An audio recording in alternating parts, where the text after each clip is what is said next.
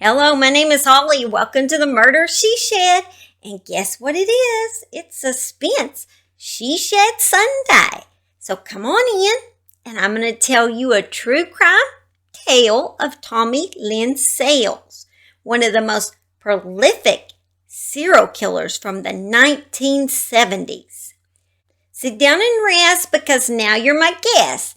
But first, may I suggest, if I am not too much of a pest, could you hit that like and subscribe with a little zest?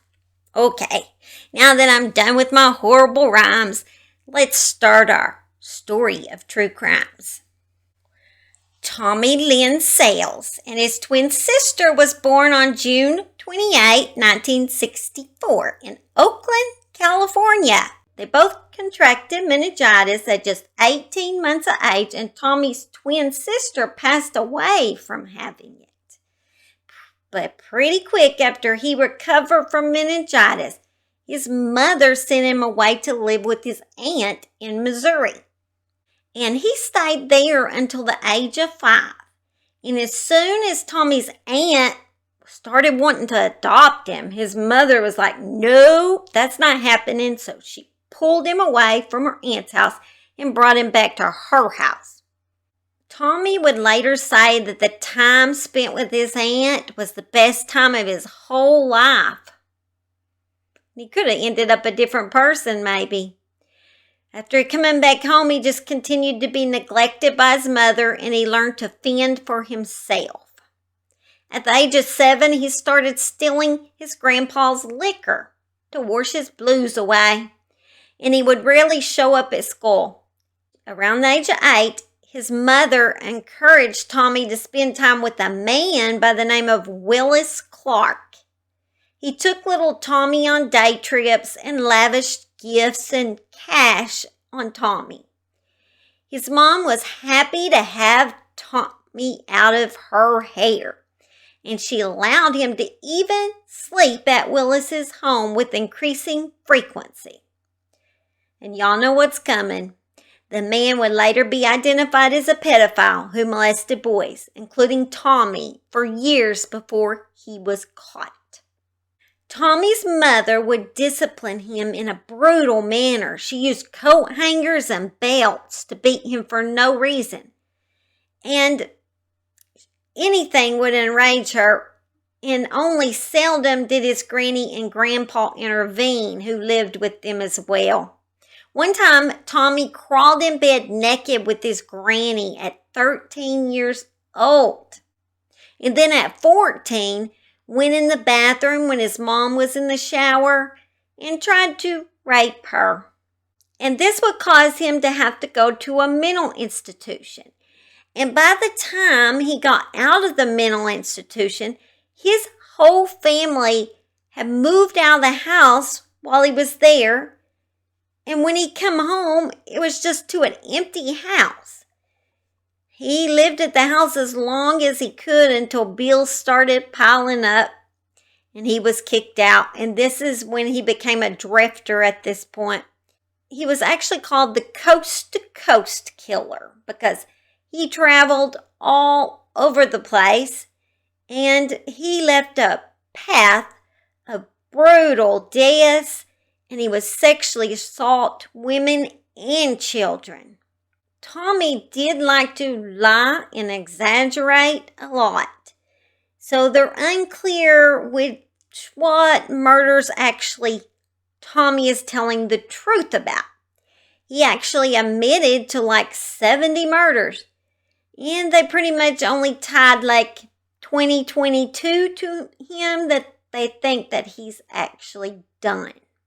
He claimed he committed his first murder at 15 years of age. He said he broke into this house, and when he went in, he seen this man sexually abusing a boy, and it just angered him because it reminded him of his childhood. So he said he killed the man. Later it was thought that he killed a woman named Ina Court and her 4-year-old little boy named Willie. Tommy had been working at a carnival when Ina invited him over for a home-cooked meal. After getting to her house, he claimed they had dinner and then they had sex, and when he fell asleep, he woke up and she was digging through his knapsack, I guess bag. He beat her to death with a baseball bat. And then he did the same to Willie, 4-year-old little Willie. They weren't found for 3 days, and he said he killed Willie because he didn't want him to be left as an orphan. How kind of him, huh? And then in 1987, he claimed to kill Stephanie Stroh. He was working for a roofing company near where she was last seen. He claimed he picked her up while she was hitchhiking and then told her he'd like to take her to Reno, Nevada. After taking LSD together, he strangled her, put her body in concrete, and dumped her in a hot spring that he's described as being 30 feet wide. Despite extensive searches for the hot spring, her body was never found. Right here, I'm going to give you a warning. There is some graphic content of sexual assaults and violence. So if you don't want to watch, then you should go check out another one of my videos. All right? And that's when we'll get into the Dardeen family massacre. Have you guys heard of that one? That's a pretty rough murder. And he has claimed that that was one of his murders as well. On November 18th, 1987, Keith, who had been a reliable worker at the treatment plant, did not show up to work, nor he had informed anyone, and calls to his house went unanswered all day. Keith's supervisor called his parents, but neither of them knew what happened to their son. Keith's parents became concerned and called the sheriff's office and agreed to drive down to Ina, where they lived, with the house key and meet the deputies. Once inside, they come up on the most horrifying scene. They found the bodies of Keith's wife, Elaine, and his 2-year-old son, Peter. They were laying in a single bed. Elaine and Peter were both bound and gagged with duct tape. Both Elaine and her son had been violently beaten with a baseball bat, and the bat had been stuck inside Elaine, and her breasts were mutilated. She had been raped as well. This baseball bat had been a gift to young Peter from his father. To make matters so much more heartbreaking, Elaine had been pregnant 7 months with their second child, a little girl that they were going to name Casey. The brutal beating actually caused Elaine to go into labor during the beating. Elaine and Peter's killer didn't stop with them. He, after she gave birth to the baby, beat the little newborn to death. How could someone do something like that? I don't understand. And then it appeared that someone had actually taken the time to clean up the crime scene. It did appear that whoever had committed the crime had stayed there for a while. I guess wasn't too worried or something. Odder still was that Keith, the husband, was nowhere to be found. This led police to believe that Keith may have been responsible for the murder of his family. However, that all changed the next day. Approximately 24 hours after the bodies of Elaine, Peter, and infant Casey were found, another discovery was made. In the town of Benton, about 11 miles from the Dardeen home, Keith's car was discovered parked in front of the police station. Blood was found throughout the interior of the car. Keith's body was found in a nearby field. And this is horrible. Keith had been shot 3 times. Even more disturbing was that the killer had cut off Keith's penis. Tommy would say that Keith had invited him home for dinner that night. Fabine Witherspoon actually survived an attack by Tommy Sales. Fabine would later tell her story of survival. She said she was walking to her friend's apartment on May 13th, 1992 in Charleston, West Virginia, when she noticed a younger man under the bridge holding a sign up asking for food, and he showed her a photo of his wife and children, and I guess she just figured he was safe. She said she felt sympathy toward him and decided to give him food and clothes from her friend's apartment. She asked him to wait outside while she gathered food items from the pantry. While she was getting the food, he snuck into the house, got a knife from the kitchen, and then went and locked the front door and snuck up behind her. And when he did, he held the knife up to her. He demanded she do what he said, and he wouldn't hurt her, and then took her to the bathroom. This is when Fabine decided, I'm going to fight back. And as he pushed her up against the toilet, she grabbed a ceramic duck that was on top of the toilet and started just hitting him in the head. But she said he was still standing after that. This is when they wrestled, and she managed to get the knife out of his hand.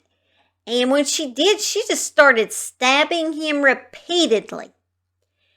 Uninjured Tommy grabbed a piano stool and struck her in the head with it.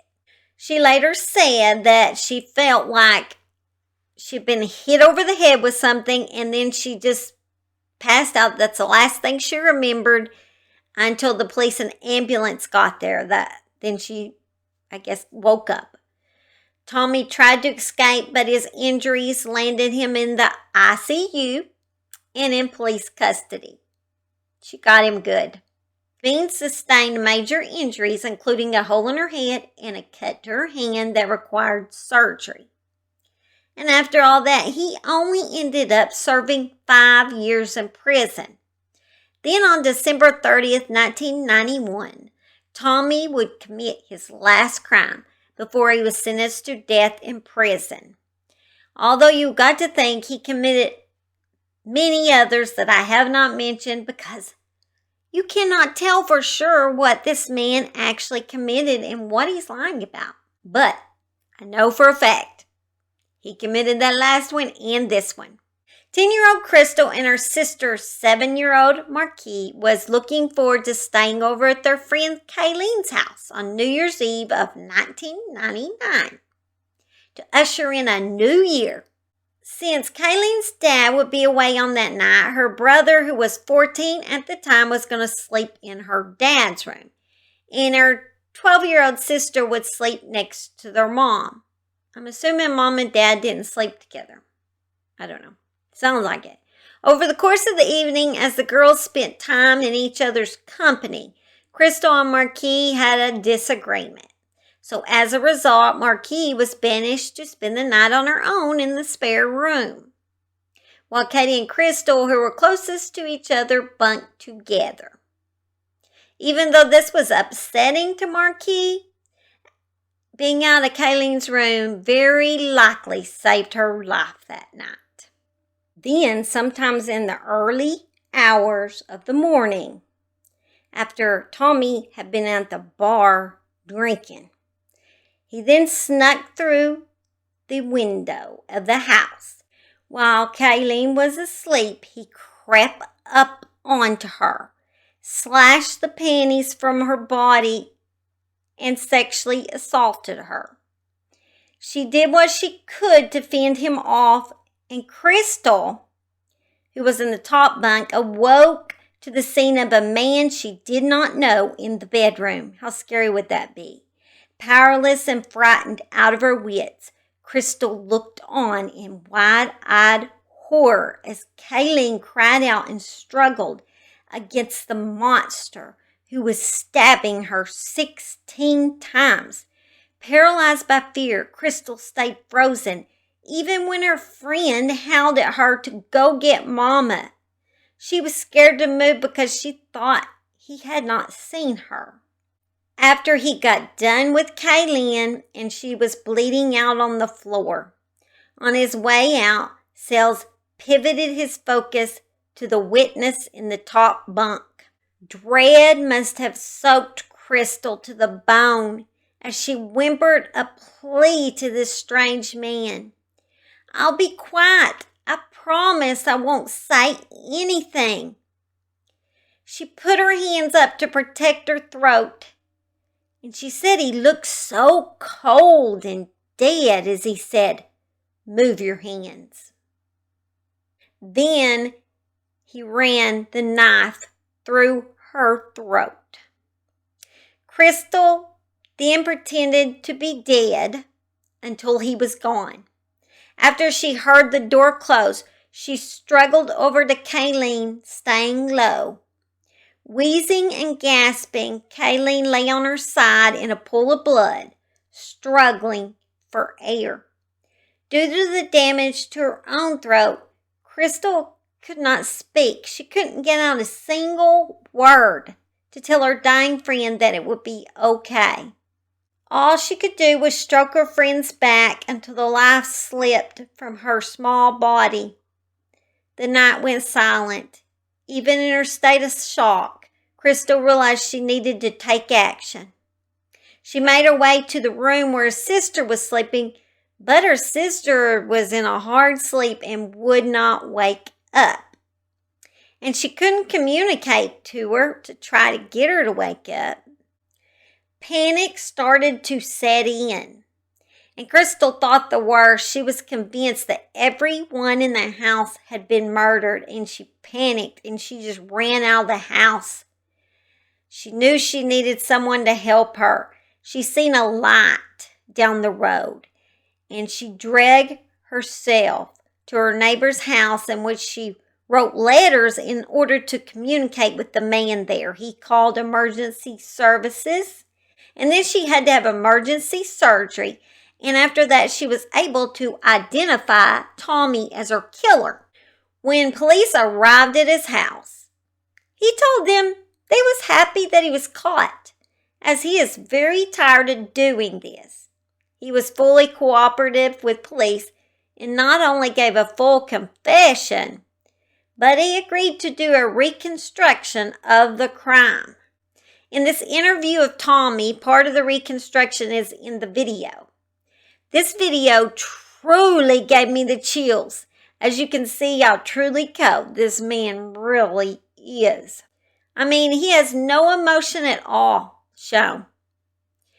Well, I will go ahead and tell you guys to make sure you hit that like and subscribe before I show the video. Make sure you stay and watch it if you have never seen it, because it is truly strange video. He was executed April 4th, 2014. Okay, you guys be safe out there. Now I'm going to send you straight to this video. I'll go ahead and tell you bye. Love y'all. All right, see ya for Wacky World Wednesday. With a 45-year-old man who could arguably have one of the baddest brains in America. The first time I did a shot of dope, it was the best feeling I ever had in my life. And the first time I killed somebody, it was such a rush. And it was just like that shot of dope. Every time I did it, it was that rush again. And I started chasing that high. Tommy Lynn Sells was once a little boy growing up in St. Louis. But around the age of 14, he says he became addicted to killing.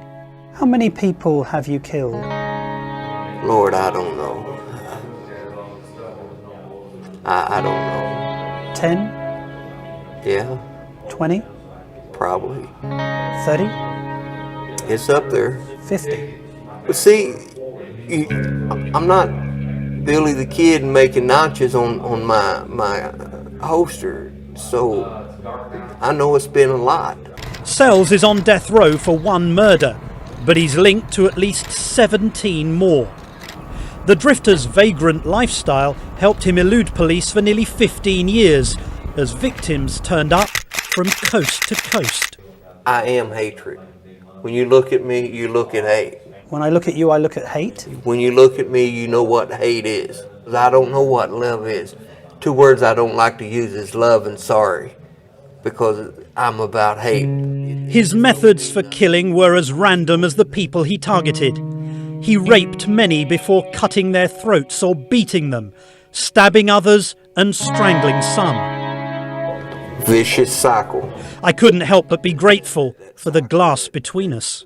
I don't have no feelings no more. I like to watch the eyes fade, the pupil fade. What do you like about that? It's just like setting their soul free. What are you thinking and feeling when you kill someone? It's just like that drug. I'm after that drug again. I don't have an on and off switch. I'm just after that drug. I'm after that feeling. I wonder if you could just tell me what happened as you were killing her. Did she give birth to a baby? You know, you push and you love. I'm sorry. Let's not get into blood and guts, because that's what you're trying to get into. Sells blames much of his murderous rage on sexual abuse he says he suffered as a child. You also killed children. Some get killed, yes. Now, why would that happen? I didn't want them to live through the pain I lived through. I tried to get in this door right here. 2 days after his final murder, Tommy Lynn Sells walks police through the crime scene. And I opened the window all the way up, well, about like this. And I climbed in.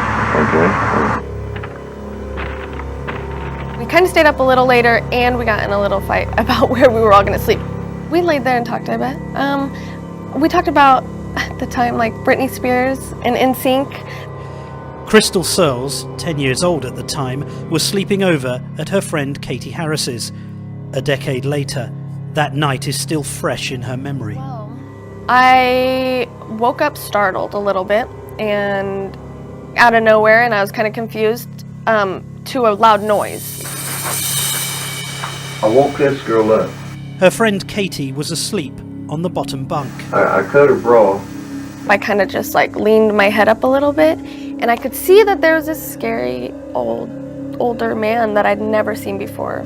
I stabbed her here, and then she like jumped back, and then I cut her like this right here. And he had a hand on her mouth and the knife on her neck, and she's looking at me, and he just cut her throat, and she fell to the ground. And she fell down right here. I heard Katie at the bottom of the bed, on the floor at the bottom of the bunk bed. She was like gasping for air and choking, like she couldn't breathe. 13-year-old Katie Harris lay dying on the floor. He was about to shut off the light, and he looked one last time, and he noticed that I was there, and he didn't hesitate at all. I mean, just shut the door, came right back towards me with the knife. And I walked over here, and I went like this. The only thing that he said is, "Move your hands," because I had him up here, and he reached over the top bunk and cut my neck. Sells sliced Crystal's neck, severing her windpipe and grazing her carotid artery. I am very sure he thought he killed me. Crystal Searles identified Tommy Lynn Sells as her assailant and her friend's killer, putting an end to his homicidal spree. Do you remember the little girl who survived? Yes. There's not a day that goes by that I don't think about her. What did you do to her, sir? Her neck was cut How did you do that? with a knife. Do you have anything to say to her, the little girl who survived? I guess you'll relay this message too. What's your name? Martin. Martin? Yes. Can I call you Tommy? Oh, without a doubt. I don't think she really wants to hear what I got to say. What did you see in his eyes? To be honest, he seemed blank. I mean, there was no emotion. It wasn't hard for him. All he would say is, "Move your hands." You know, it was just, I mean, After what I'd seen him do, he had no emotion in his eyes. That emptiness evident as we spoke. So what if I called you something that you didn't like? And you'd think about killing me? Well, if we was in a fight and, get your head down in the concrete, then, so be it. But What happens when my head goes down to the concrete? well, what do you think happens? It cracks like a coconut. And then what happens? You die.